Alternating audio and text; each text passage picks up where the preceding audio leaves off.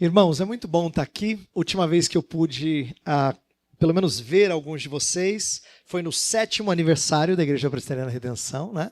A igreja já estava gigante com 7 anos. Se o Samuel, meu menino de 14, está grande, a Redenção é uma daquelas anomalias. Santa anomalia, um gigantismo saudável, a gente imagina. Mas não é normal uma igreja presbiteriana de 7 anos, naquela época, ser do tamanho que a Redenção era.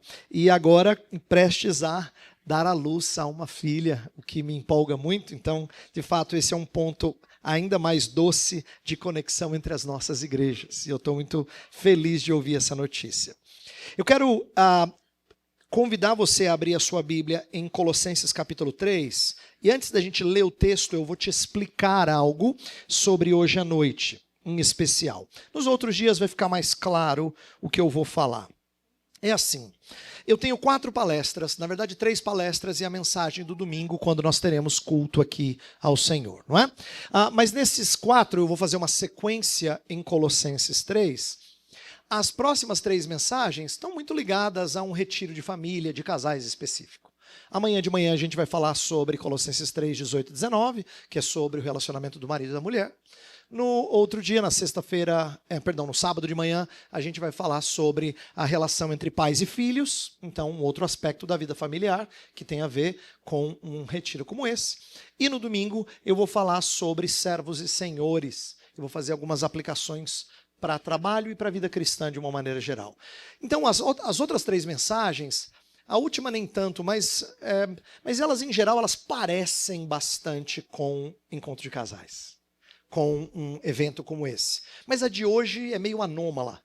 E eu vou dizer por quê. Todas as vezes que a gente pensa assim, palestra para casais ou sermão de casamento, a gente sempre pensa em alguma coisa que tem a ver com o assunto e fala diretamente de homem e mulher, que fala diretamente do amor que um tem pelo outro. Mas eu escolhi uma passagem que, na verdade, fala de vida cristã, porque eu quero defender que ela é o fundamento de tudo mais que a gente vai falar sexta, sábado e domingo.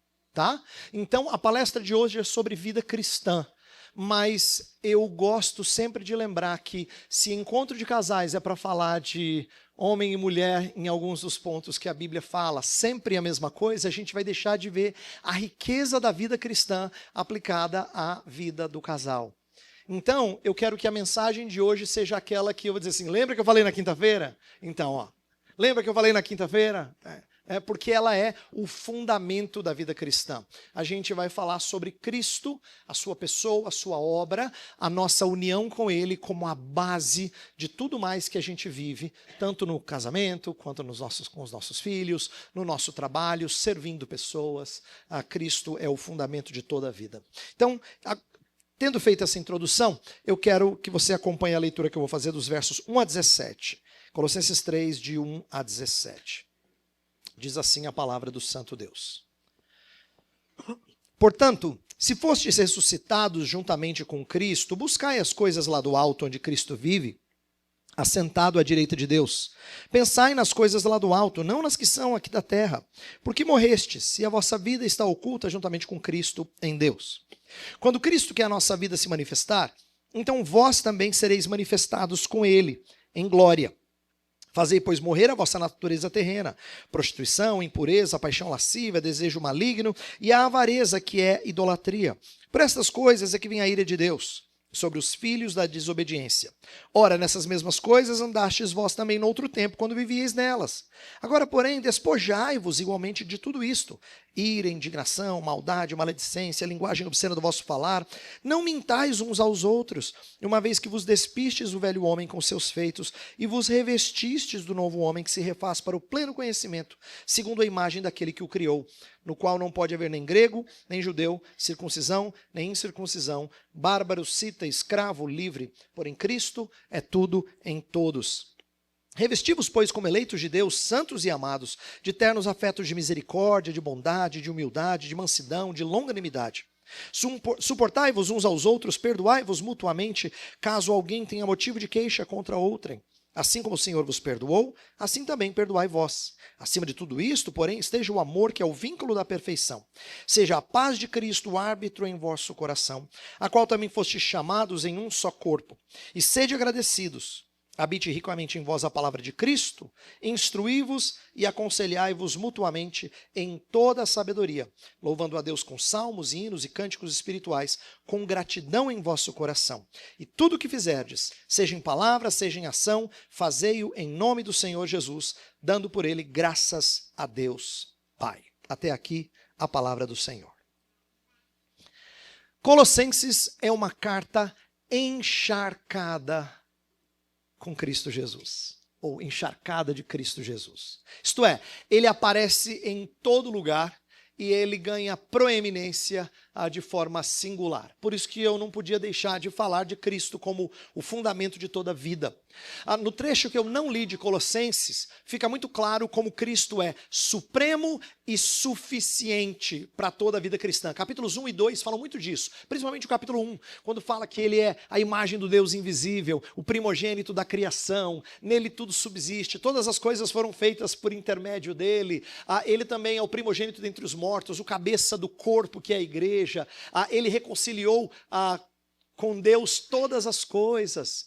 E coisas sublimes dessa natureza são ditas acerca de Cristo, para que o falso ensino do capítulo 2, que é mais detalhado no capítulo 2, não engane as pessoas a pensar que Cristo pode ser crido e amado juntamente com anexos. Não. Cristo tem que ser amado exclusivamente, entesourado exclusivamente. Então, os 2 primeiros capítulos são sobre a suficiência e a supremacia de Jesus. E agora, no capítulo 3, que eu vou introduzir só os 17 versos, eu não vou expor tudo, tem muita riqueza aqui, dá várias mensagens, eu só vou pincelar alguns pontos. Eu quero destacar o senhorio de Jesus Cristo. Como é que Jesus é Senhor de toda a nossa vida. E aí a gente vai esmiuçar para diferentes áreas da vida do casal a partir de amanhã, tá? Mas a palavra de hoje tem a ver com a gente crer nesta ligação com Cristo, que move não só a nossa vida religiosa, mas a vida comum, tá? Então, as falsas religiões, elas tendem a tolerar um maior descompasso entre devoção e moralidade. É por isso que você tem muita gente que diz ser espiritual, mas você não vê muita mudança na vida dele ou dela. Porque existe esse descompasso, essa desconexão, não é? Porque a pessoa crê não tem relação direta com a maneira como ela se comporta. Mas na vida cristã não é assim.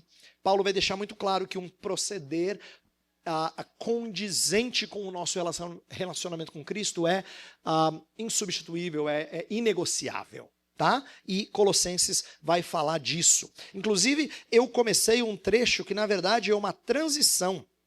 Quando fala, portanto, ele está conectando com os capítulos anteriores, se fostes ressuscitados com Cristo. Estou falando que é conexão porque no final do capítulo 2 diz que nós morremos com Cristo. Verso 20 diz, se morrestes com Cristo para os rudimentos do mundo. Então, a ideia é de que a gente foi ligado com Cristo na sua morte e nos desconectamos da vida anterior. E agora nós somos unidos a Cristo e nos conectamos a uma outra vida, a vida ressurreta de Jesus. Tá? Então, isso vai mostrar que a nossa identidade ela é marcada pela nossa identificação com Jesus Cristo. É importante que eu destaque isso porque a nossa sociedade tende a fazer a gente pensar que identidade se resume ao que a gente faz. Se eu perguntasse para você quem é você, você diria, eu sou casado, eu tenho tantos filhos, eu trabalho com tal coisa e na igreja eu sirvo nisso. É tudo coisa que você faz. Isto é, poucas vezes nós nos apresentamos, até porque parece meio cafona, muito crente, nós nos apresentamos baseado naquilo que a gente é em Cristo, ou naquilo que Ele fez por nós. Então, a gente é treinado a dizer que a nossa identidade tem a ver com o que a gente faz. Nossas experiências de vida.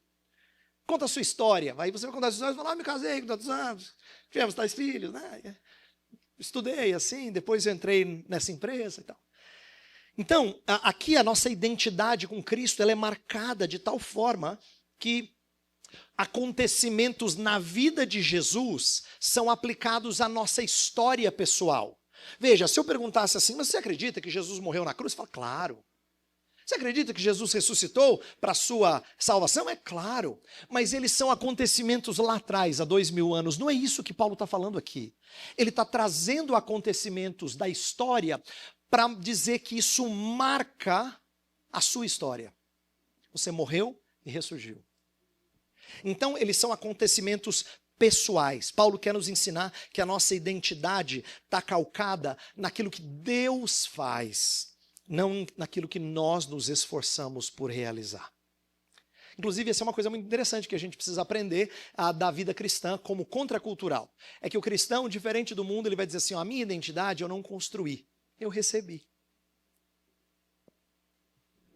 A minha identidade eu não construí, eu recebi. Eu estou dizendo isso porque as pessoas pensam em identidade como alguma coisa que ela vai construir, o final da trajetória. Não, para a gente é o começo da trajetória. Eu me tornei alguém em Cristo e agora eu vou caminhar baseado nessa identidade. Eu não conquisto essa identidade. É quem eu sou. Sabe por que isso tem a ver com vida do casal? É porque nós somos treinados a pensar que casamento é uma construção. Duas pessoas que vão se unir, vão construir uma vida juntos, a gente fala assim. E a gente esquece que a Bíblia descreve primeiro o casamento como aquilo que Deus fez, o que Deus uniu. Não separe o homem. Casamento, então, o que é, em primeiro lugar? É o que Deus uniu. Não é aquilo que você constrói. Mas a gente fala assim popularmente, vamos construir uma vida juntos. Está vendo? Como a gente foi treinado a pensar no nosso casamento muito mais como aquilo que a gente faz juntos do que aquilo que Deus faz conosco. Nós damos pouco valor ao que Deus já fez no momento em que um casal se une em aliança. É por isso que os divórcios, eles revelam uma visão muito pequena das coisas que Deus faz. E parte do nosso aconselhamento é resgatar as grandezas de Deus. Porque se o que Deus uniu, homem nenhum deve mexer e separar, então o que Deus faz é grande. Entendeu? Então, casamento, em primeiro lugar, não é o que você constrói, é o que Deus fez com você. Com você e com o seu cônjuge. No nosso texto, o foco está na nossa união com o Cristo exaltado. Isso aqui é uma observação bem interessante e bem bonita para iniciar a minha exposição hoje à noite. Observe que o começo do texto fala, se fostes ressuscitados juntamente com Cristo. Então, em primeiro lugar, está apresentando a ressurreição, né? Depois fala, deixa implícito a ascensão de Jesus, porque fala, pensai nas coisas lá do alto, onde Cristo vive. Isto é, ele subiu, ele está lá. Ele subiu aos céus e ele está lá. Depois vai falar no versículo 3, no final do versículo 1, perdão, onde Cristo vive assentado à direita de Deus. É uma menção à sua sessão à destra do Pai. E no versículo 4 fala que ele vai se manifestar e nós seremos manifestos com ele em glória. Aqui são os chamados 4 estágios da exaltação: ressurreição, ascensão, sessão à destra do Pai e retorno de Jesus. E o que é curioso é que o primeiro e o último deixam explícitos, e os dois do meio a gente pode deduzir, é que nós estamos conectados a esses eventos. Se ressuscitastes com Cristo, e depois, quando Cristo se manifestar, vocês vão se manifestar com Ele. Quer dizer, não são só eventos de Jesus. De novo, a gente está acostumado a falar dos grandes eventos do Evangelho como sendo eventos que aconteceram com Jesus. Aqui Paulo está falando, não, eles são eventos que moldam quem você é. Você ressurgiu, você está assentado em lugares celestiais, Paulo fala aos Efésios. Aqui não está explícito, mas em Efésios ele deixa isso explícito. A ideia é de que nós somos agora elevados à vida do Cristo exaltado. Então eu quero explicar um pouquinho o que significa ser unido ao Cristo exaltado antes da gente entrar nas divisões do texto que eu vou expor no resto do meu tempo. Quando ele fala assim, se fostes ressuscitados juntamente com Cristo, Paulo não está levantando dúvida. Ele não está dizendo assim, pessoal, eu não sei se vocês são, mas se vocês forem, não é bem assim. Essa é uma construção mais retórica do que questionadora. Ela não é questionadora no sentido de que Paulo não está levantando uma hipótese. ele acredita que os que recebem a carta são crentes. E todo crente ressuscitou com Cristo. Mas ele está usando esse se de forma retórica, dizendo assim, ó, se vocês ressuscitaram com Cristo, atentem para a vida resultante disso. Por isso que ele vai falar logo mais sobre buscar as coisas lá do alto, pensar nas coisas lá do alto.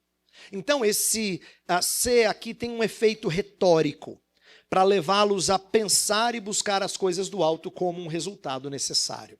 Agora, isso aqui tem implicações interessantes, eu quero destacar pelo menos duas. Uma primeira implicação prática para os colossenses e para nós é que nós não devemos temer quaisquer inimigos na vida cristã e no casamento. Por quê? Porque a vitória não é uma possibilidade para quem é crente, é uma realidade. Ele já ressurgiu. Ele já subiu aos céus, ele já sentou à destra do Pai e ele voltará. E sabe mais? Você está junto com ele em todas. É isso que o texto está dizendo. Então, a gente já sabe o final da história. Eu costumo brincar que viver com Cristo é igual jogar em time bom. Você sabe que você vai ganhar. Porque os caras com quem você está jogando são muito bons. Então você pode até dar as suas tropeçadas, sabe? Você fala assim, cara, não estou jogando bem hoje. Não tem problema, o time é ótimo. Aí você fala assim, eu vou ganhar, sei que eu vou ganhar, porque o time é bom. Então, lutar ao lado de Cristo é vitória certa. Então essa é uma implicação bastante confortadora. Eu digo confortadora porque para o crente que sofre aflições, ele não tem que olhar assim, será que vai dar? Não será. Vai dar. Porque eu estou unido ao Cristo que venceu. Uma segunda implicação diz respeito a resgatar esse espírito de vitória, que eu sei que não é muito comum para nós, porque o que eu acabei de falar aqui quase parece neopentecostal, né? Mais um pouquinho tem presbiteriano falando, oh glória, alguma coisa do tipo assim. E eu quero que você entenda que o problema do neopentecostalismo é porque não é o falar que há vitória em Cristo, é achar que essa vitória já pode ser experimentada plenamente agora. O neopentecostal tem uma escatologia ultra realizada. E esse é o problema. Isto é, tudo já tem que acontecer.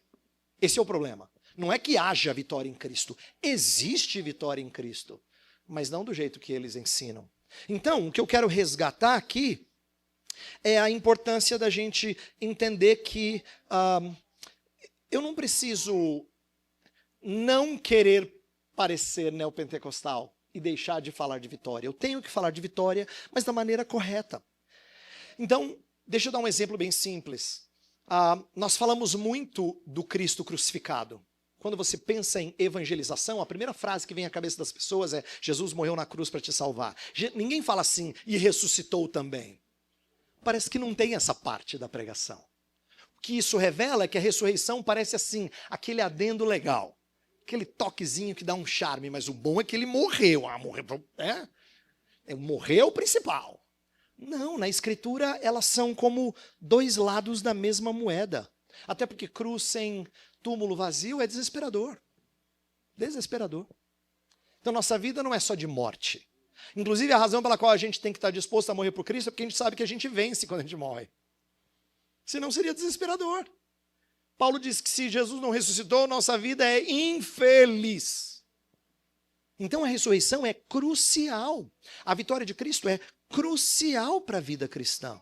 É assim que a gente tem que ensinar, tá? E agora, à luz dessa união com Cristo ressurreto, eu preciso lembrar que a minha postura tem que ser coerente com essa identidade. Eu tenho uma citação legal aqui do Grant McCaskill. Ele fala sobre união com Cristo e ele diz assim, não somos simplesmente salvos por ele. A gente está acostumado a isso. Ou seguimos o seu exemplo, mas participamos nele. O evangelho da substituição, que é ser salvo por Jesus, e da imitação, que é seguir a Jesus, sem participação, que é ser unido a Jesus, faz-nos pensar que a nossa identidade é baseada em nós mesmos. Jesus me salvou, agora eu imito Jesus, mas eu sou eu. Não. Tanto não sou eu que uma das frases mais famosas de Paulo que a gente vive citando é já não sou eu quem vive, mas Cristo vive em mim. Então, a união com Cristo faz com que a gente morra para nós mesmos e sejamos sepultados para Ele. Tá? Então, isso aqui molda quem nós somos e é o fundamento de toda a vida cristã. Então eu quero gastar o resto da minha mensagem hoje à noite falando de 3 aspectos nos quais o senhorio de Cristo fica evidente na vida cristã. Como é que Cristo sublinha toda a nossa vida? Eu vou dar mais destaque aos 2 primeiros, eles vão ser pontos mais longos, isso é para não te desesperar, na hora que eu falar assim, terceiro ponto, você fala, meu Deus, ainda vai começar o terceiro. Vai ser bem rapidinho, eu prometo, tá bom? Porque eu já vou ter falado um monte, então na hora que chegar no terceiro, você já sabe que eu estou acabando. Ufa, está acabando.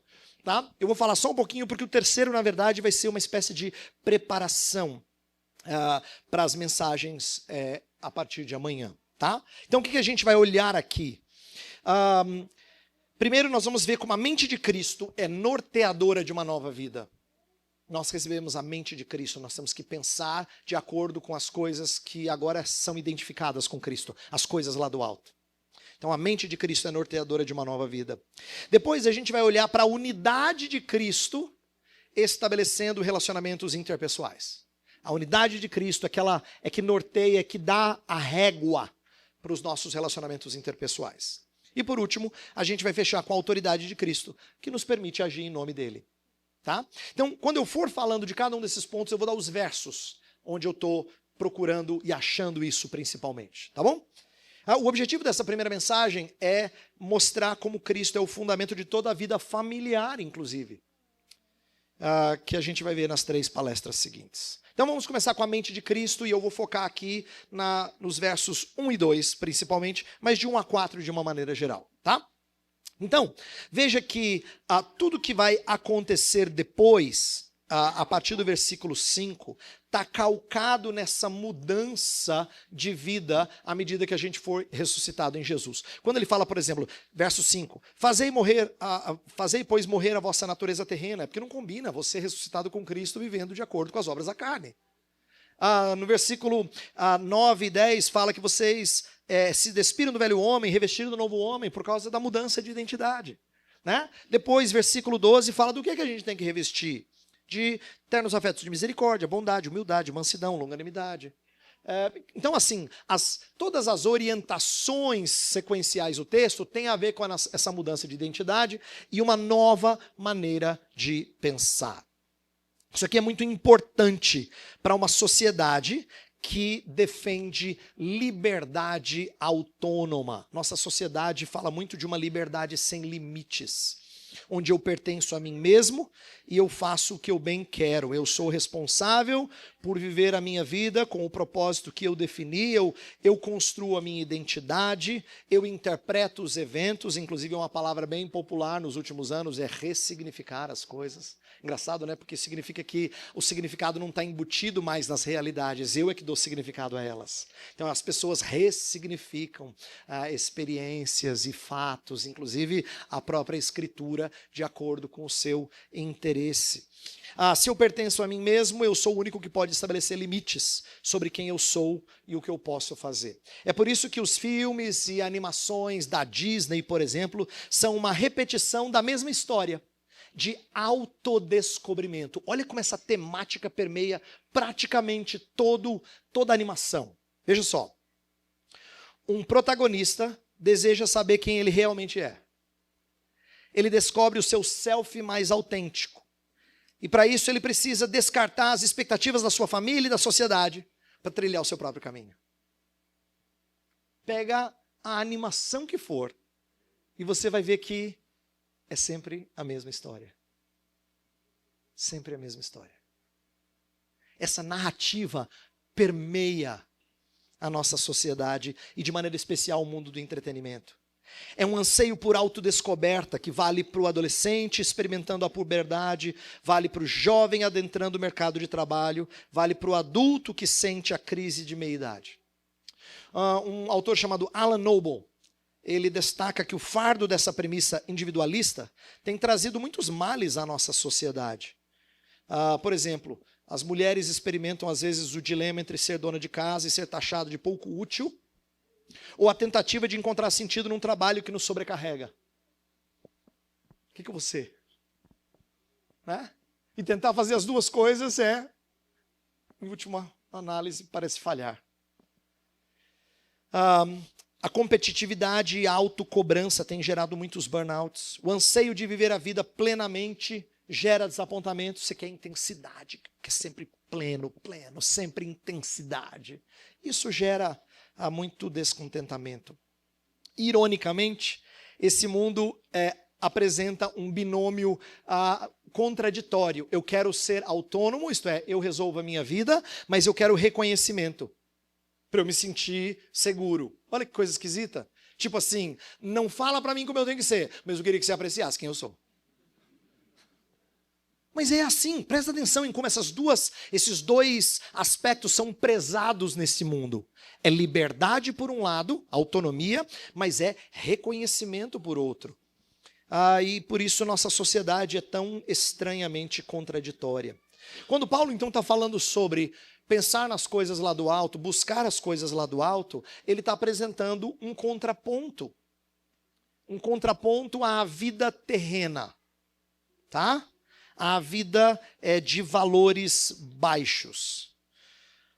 Paulo vai encharcar com muitas informações sobre o que nós somos em Cristo, temos em Cristo, como devemos pensar em Cristo, antes de dar várias ordens sobre o que fazer. É uma mudança de mente, que nem aquela de Romanos 12, ser transformados pela renovação da vossa mente. Paulo está falando de algo parecido aqui, tá?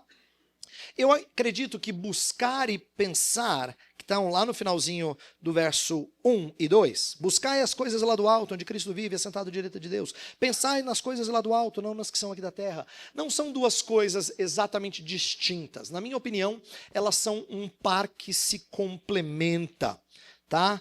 É a combinação de como você deve orientar a sua vida para as realidades espirituais. Por exemplo, quem busca, não busca algo a ser alcançado aqui, mas busca a luz daquilo que já alcançou. Se ressuscitastes com Cristo, buscai as coisas lá do alto. Você já tem algo, você vai buscar uma vida que é condizente com o que você já é.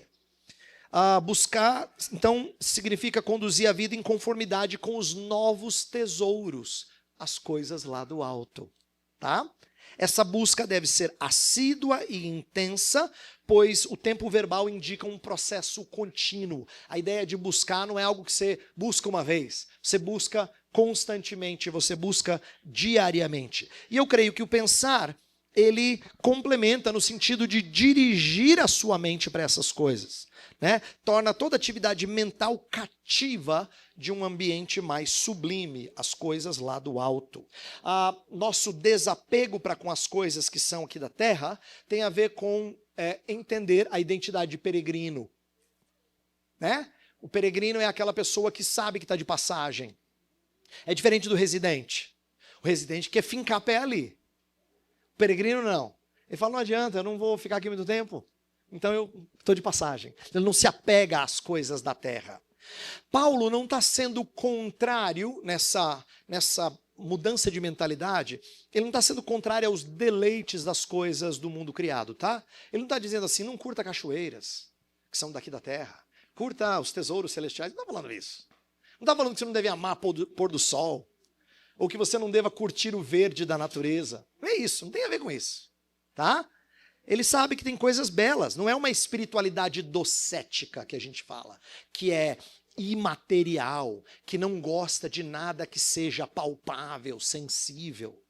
Não é disso, Paulo já bateu nisso no final do capítulo 2, quando ele diz assim, se morrestes com Cristo para os rudimentos do mundo, por que vocês vivem sujeitos a ordenanças? Gente que fala assim, não manuseis isto, não proves aquilo, não toques aquilo outro. Quer dizer, tinham falsos mestres em Colossos que davam regras sobre uma vida cristã superior, mais sublime, porque ele não comia certos alimentos, porque ele não se envolvia com certas atividades humanas. Né? Então, não era uma pessoa do mundo, era uma pessoa mais sublime, que andava numa outra esfera, num outro plano. É isso que os falsos mestres ensinavam. Paulo não está propondo andar num outro plano nesse sentido. Não é isso. Ele está opondo as coisas da carne, daquilo que satisfaz a si, versus as coisas do Espírito. Tá? Então, pensar e buscar aqui tem a ver com desejar as coisas que são de Cristo. versus as coisas que entram no lugar de Cristo. Não importa se é espiritualidade, não importa se são prazeres carnais. Olha que interessante. Isto é, não importa se é alguém buscando a energia positiva do cristal no topo de uma montanha, ou se é alguém experimentando a devassidão da vida imoral. Ambos estão buscando substitutos de Cristo, tá? Estão buscando algo que dê à sua vida senso do transcendental. Pode ser a droga. Pode ser qualquer coisa que dê esse senso do transcendental. Então não importa se é físico ou se é místico, mas são coisas que substituem a Cristo. E ele fala, não, pense no lugar onde Cristo está. Valorize as coisas que estão apegadas a Cristo. Comece a viver com olhos lá.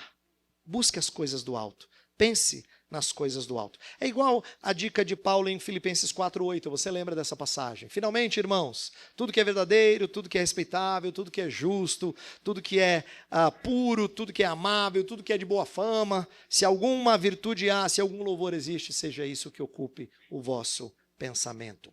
Então, tem a ver com essas coisas, tá? Tem a ver com as coisas do alto serem o nosso norte. E agora eu estou falando de bússola.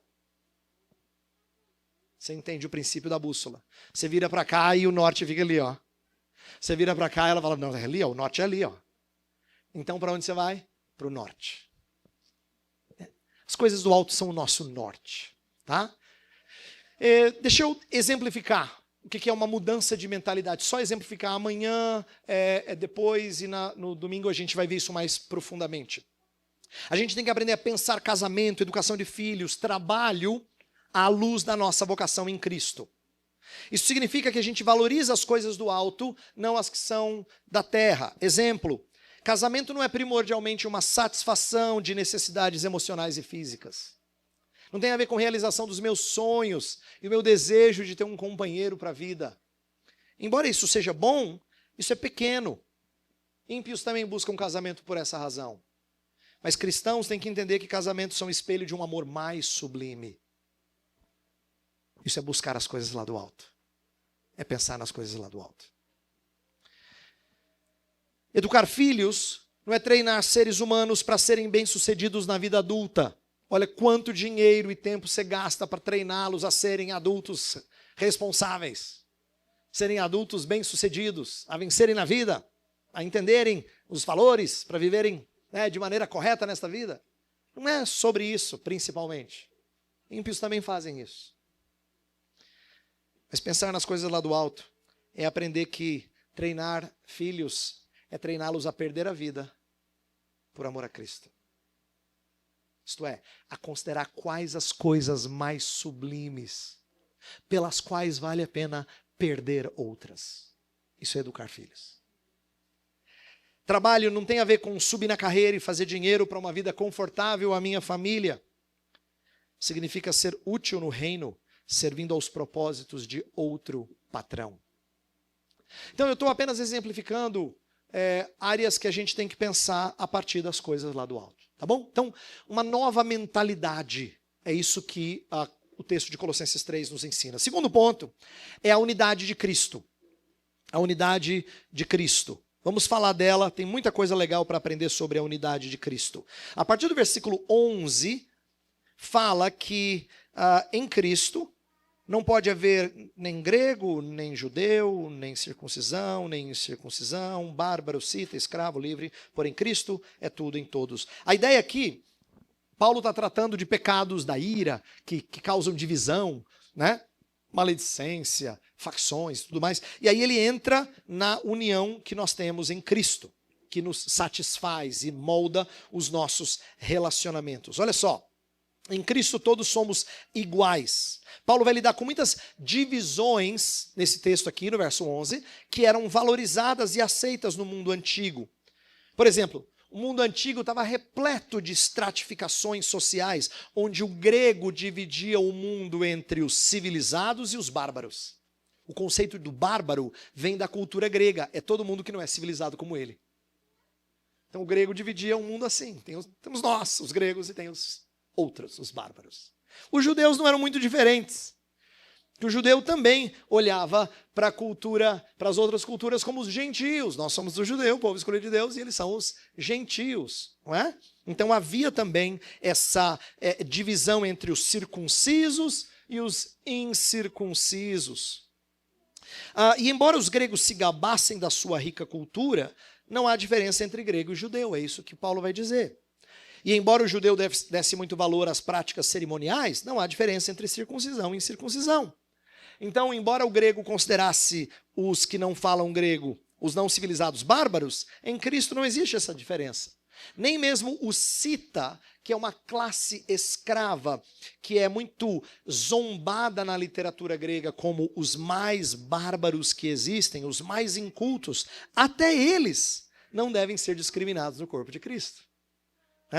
Em Cristo não existe diferença nem mesmo entre o escravo, o qual era legalmente considerado uma propriedade, não uma pessoa, e o livre. Em Cristo, essas diferenças não existem. Todas as distinções de natureza racial, intelectual, casta social desaparecem. Esse Cristo que é supremo, suficiente e que habita em nós, ele rompe com essas barreiras. Observe a riqueza disso. Presta atenção. No sentido mais profundo de relacionamentos humanos, eu quero me opor a uma frase que a gente fala com frequência sobre casamento. A gente fala assim, como todo mundo diz, os opostos se atraem.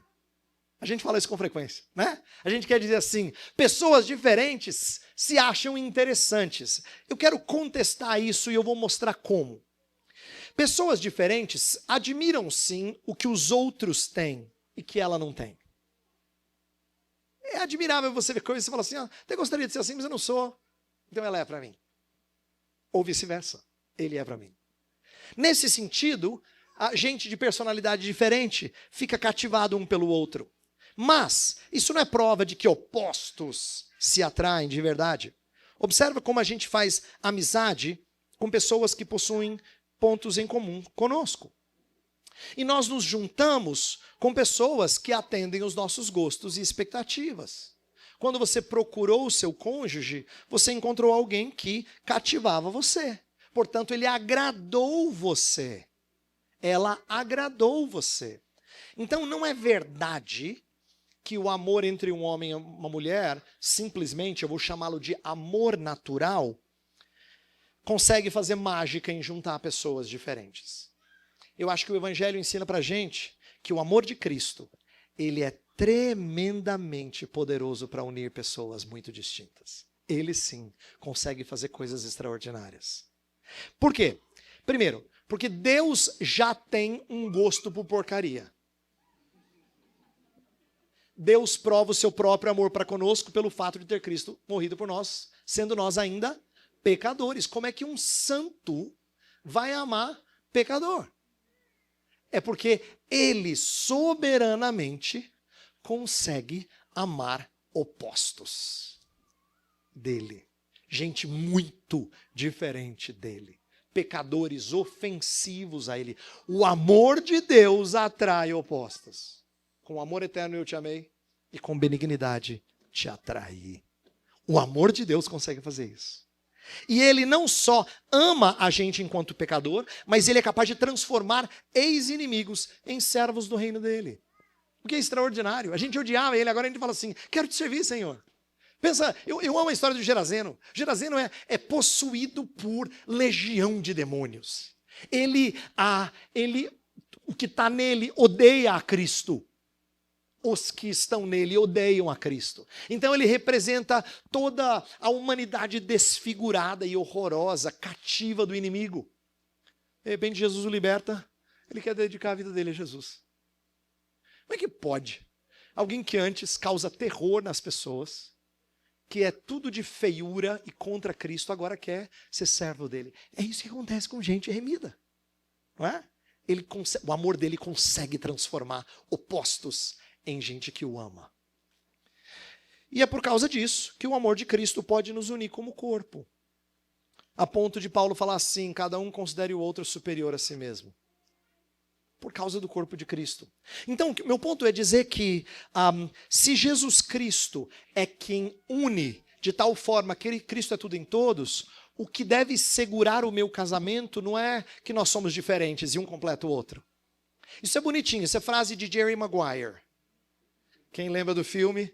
Né? Essa frase de Jerry Maguire, assim, é filme bonitinho que, né, coloca assim, você me completa, tal, é bem legal.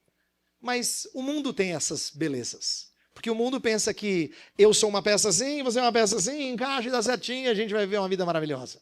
Não. Dois pecadores não dão certo, a não ser que a graça de Deus permita por um tempo. Então, o que o amor de Cristo faz? Ele rompe essas barreiras. E ele torna possível que nós vivamos de maneira distinta, de maneira unida. E aí ele vai continuar falando dessa unidade e eu vou destacar outros 2 pontos. O primeiro está no versículo 15, quando ele fala da paz de Cristo. Ele falou de Cristo é tudo em todos, agora ele fala, seja a paz de Cristo o árbitro em vosso coração, a qual também foste chamados em um só corpo, sede agradecidos. Quero falar da paz de Cristo, tá? Significa que a gente foi chamado a uma vida comunitária, porque a paz de Cristo é árbitro entre vocês, então está falando de vida social aqui, e ela é que tem que nortear os nossos relacionamentos. Veja, essa paz de Cristo é bem diferente da paz que o mundo entende. Lembra que Jesus mesmo disse, eu vos dou uma paz não como o mundo a dá. A paz dele é diferente.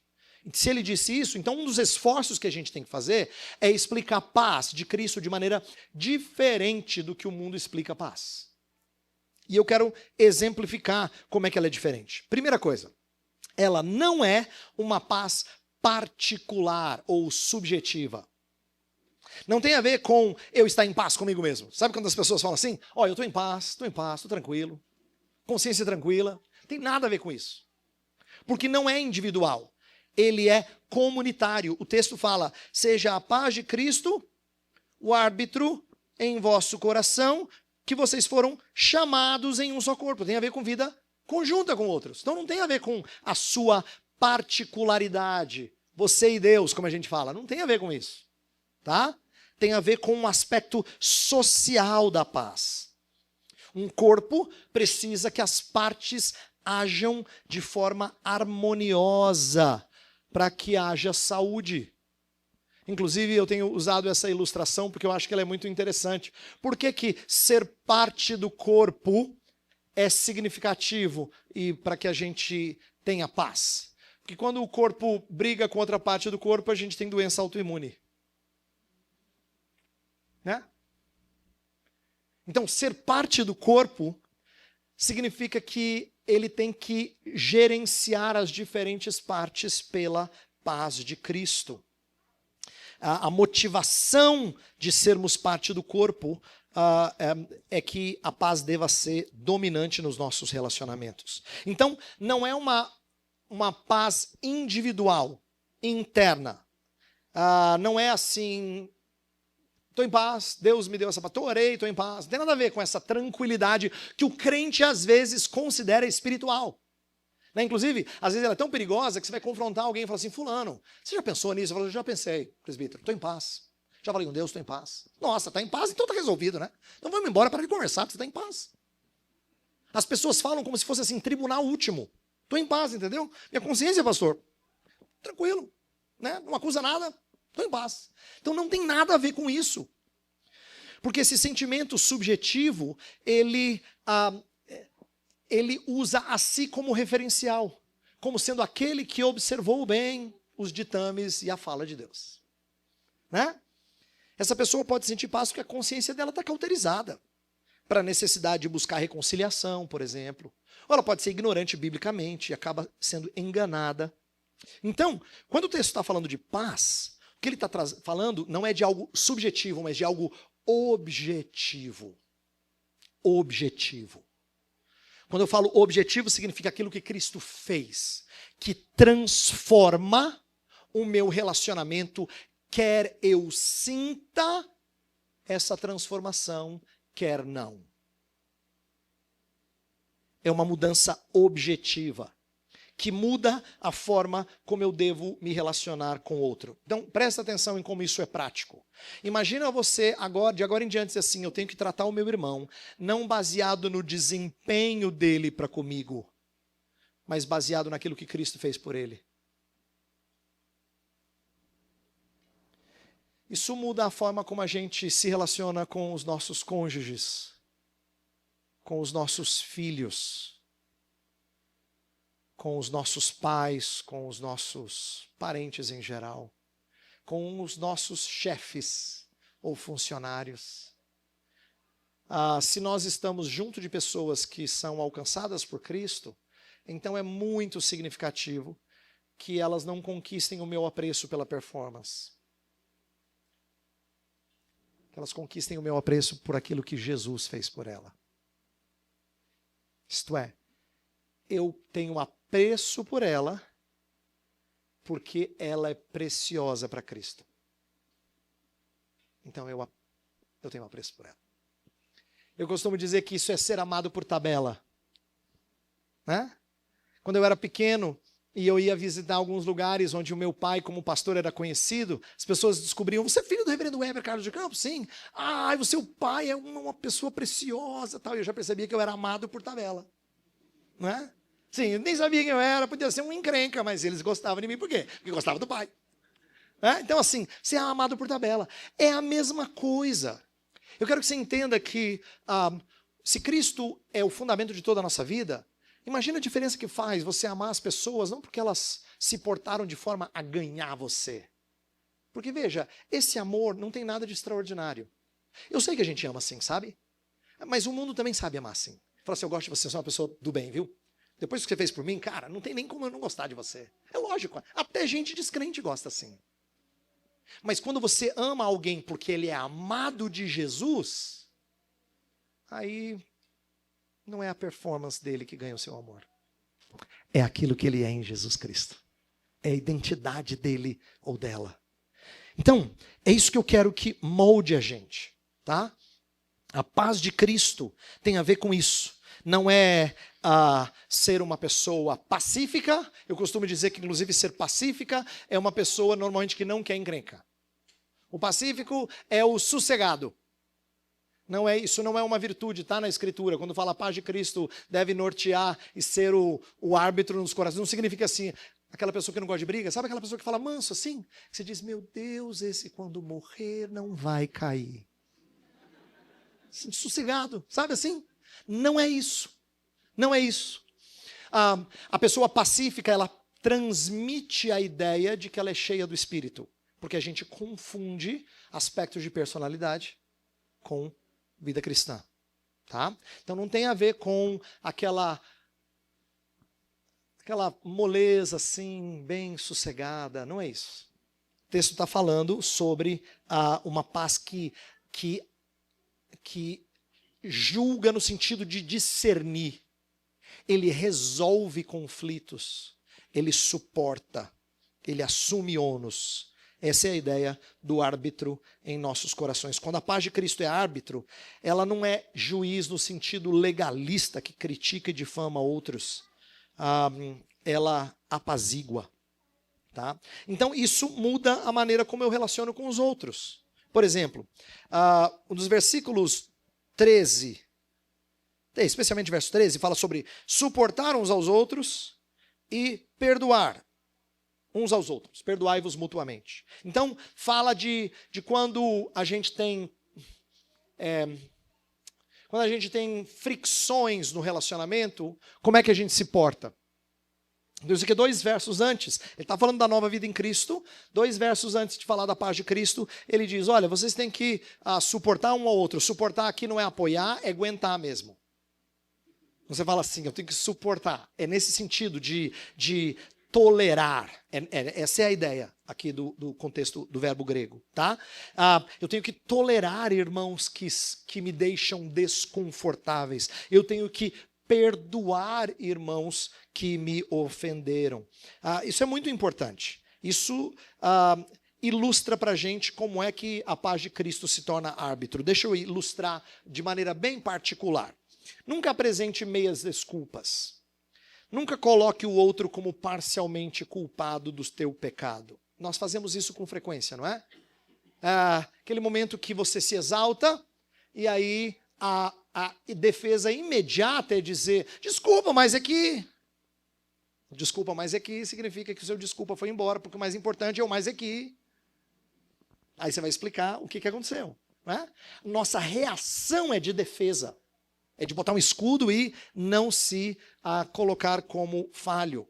Quando a gente vai se reconciliar com pessoas, nós não podemos fazer juízo do outro, dizendo, eu falei o que eu não deveria, eu sei, mas é que você não dá, não ajuda também. Né? Essa acusação do outro coloca tudo a perder. Não promove reconciliação, não deixa a paz de Cristo ser árbitro. Na verdade, está sendo árbitro é a justiça, e a justiça faz todo mundo perder, ninguém chega no padrão da justiça.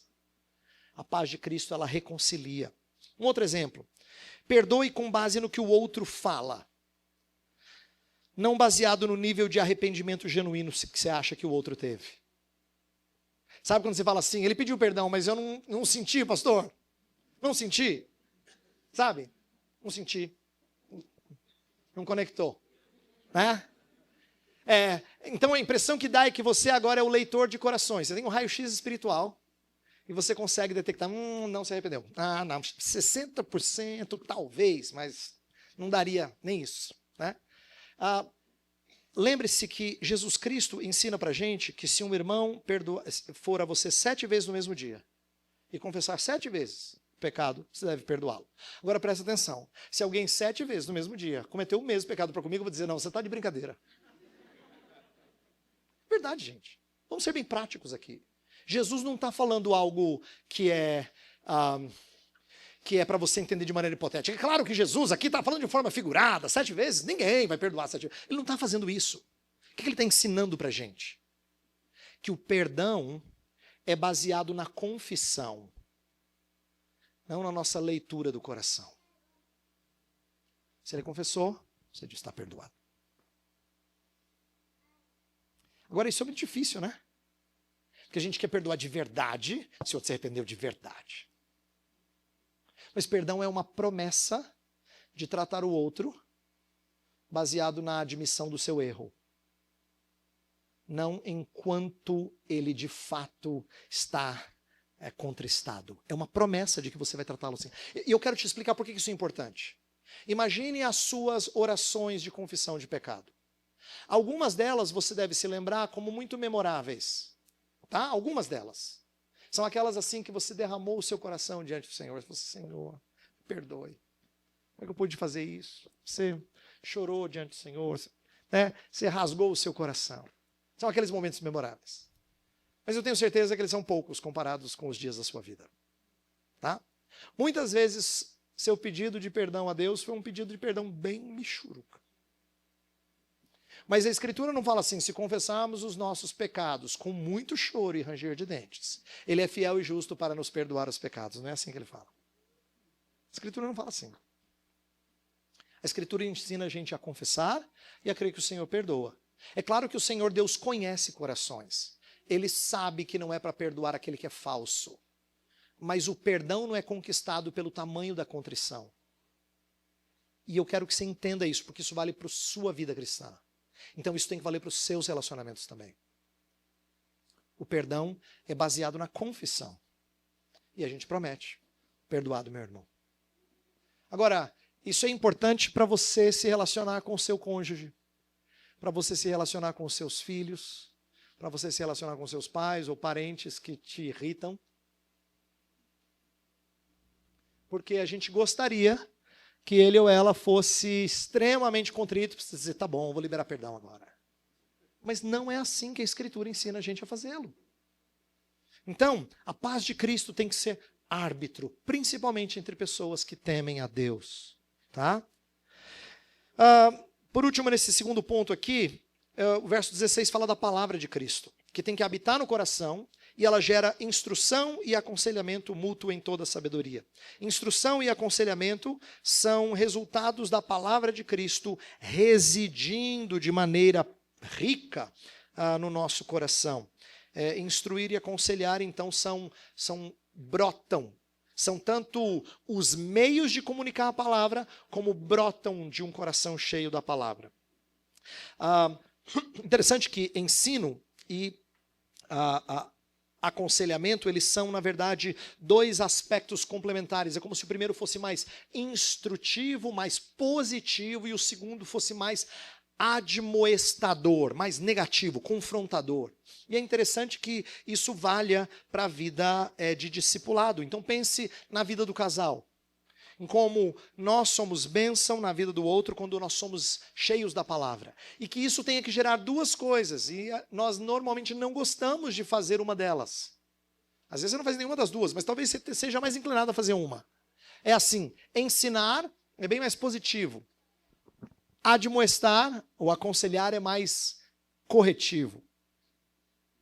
E nossas personalidades tendem a ir para um dos dois lados. Ou a gente gosta mais de instruir, mais pacificamente, ou a gente é mais confrontador e parece sempre crítico, né? Não, mas é para o seu bem, estou falando para o seu bem. Mas a gente está sempre batendo, ou está sempre mais docemente falando as coisas, com medo de confrontar. O que eu quero mostrar é que quando a Escritura ela fala das virtudes morais, ela junta coisas que, via de regra, não são naturais em nós. Quando, por exemplo, fala assim que Jesus Cristo era cheio de graça e verdade. A graça perdoa gente pecadora, mas a verdade expõe gente pecadora. A gente gosta de fazer ou uma ou outra. Normalmente não é fácil, não é natural a gente fazer as duas. É o Espírito de Deus que tem que moldar a gente a estar disposto às duas coisas. Ou a gente é mais especialista em um, ou mais especialista em outro. Tá? Então, aqui, instruir e aconselhar tem a ver com essa mutualidade de instrução positiva e também corretiva, e que advém da palavra de Cristo. Por último, terceiro ponto, estou terminando. Quero falar do verso 17, que diz assim, versículo 17. E tudo que fizerdes, seja em palavra, seja em ação, fazei-o em nome do Senhor Jesus. Dando por ele graças a Deus Pai. Em nome do Senhor Jesus. Eu quero destacar essa ideia porque em nome do Senhor Jesus tem a ver com carregar a sua autoridade. Ser representante dele. Se nós carregamos o nome de Cristo, então todas as nossas ações e palavras trazem boa ou má fama ao nome que nós carregamos. Então, não é só a nossa reputação que está em jogo, isso que eu quero que você entenda. Se você agora é uma nova criatura, então a reputação de Cristo está em jogo. Essa é uma das coisas mais malucas do Evangelho, é pensar que Jesus coloque o marketing dele em você. É um contrassenso. Eu quase cometo a blasfêmia, irmão, dizer assim, Senhor Jesus, deixa eu dar uma dica para o senhor. O Mateus não é um cara melhor assim, para o senhor botar um... Mas ainda bem que eu não posso falar uma besteira dessa. Porque é exatamente a beleza da transformação dele na vida de vocês que faz com que o marketing dele seja eficaz. Mas ele bota o nome dele em gente como você e eu, para carregar a reputação dele, tá? Isso significa que o cristianismo não tem a ver só com vida religiosa. Por isso que eu defendi a minha mensagem como Cristo à base de toda a vida, tá? Porque a gente tem que pensar em como o senhorio de Cristo se aplica a diferentes atividades da nossa vida.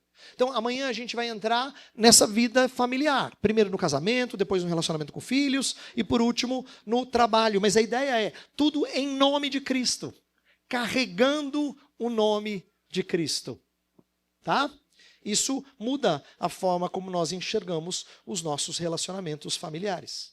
Ter o nome de Jesus em mente nos ajuda a refletir sobre a nossa responsabilidade de carregar essa associação em tudo que a gente faz. Eu quero concluir dizendo que a única coisa capaz de nos santificar mais é a perspectiva do que nós somos em Cristo Jesus. Todas as vezes que você, frustrado com o seu ano, diz, não, mas ano que vem vai ser diferente.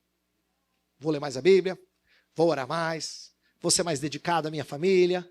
vou ser mais presente na vida dos meus filhos, vou fazer isso, aquilo outro. Todas as vezes que você faz essas promessas baseado num ano fracassado, se você as faz baseado em compromisso seu com Cristo, ele vai falhar. Porque o que é capaz de manter você santo é a percepção, é a visão de Cristo Jesus. É o viver coram Deo, diante de Deus, tendo Ele diante de nós. É por isso que o nosso texto começou com muitos indicativos. Você ressuscitou com Cristo. É o que você é em Cristo. Você também vai se manifestar com Cristo, antes de dar os imperativos da vida cristã, tá? A gente vai ver, a partir de amanhã, alguns desses imperativos. Mas primeiro ele dá a gente uma mentalidade nova. Depois ele nos fornece a unidade que permite relacionamentos interpessoais surpreendentes. E por último, ele nos concede a sua autoridade. É isso que vai nortear casamento, paternidade e trabalho. Tá bom? Então, amanhã a gente vai continuar essa exposição focando nessa vida marcada por Jesus Cristo. Vamos orar e depois eu devolvo a palavra ao pastor Mateus. Senhor, nós estamos gratos porque o Senhor nos deu esse tempo de separarmos das nossas atividades comuns, virmos a um novo local e gastarmos algum tempo meditando na Tua palavra. Isso é necessário para a vida cristã. Mas nós não queremos que elas sejam importantes apenas para esses 4 dias aqui. Nós queremos levá-las para a nossa vida a partir da segunda-feira. Portanto, ajuda-nos a ponderar sobre a Tua palavra e a entender de maneira mais rica como Cristo é o fundamento de tudo que a gente faz. E deve ser. Se existem áreas da nossa vida em que a gente ainda não articulou bem, como a nossa fé deve permear nossas atividades, que o Senhor nos ajude e nos corrija.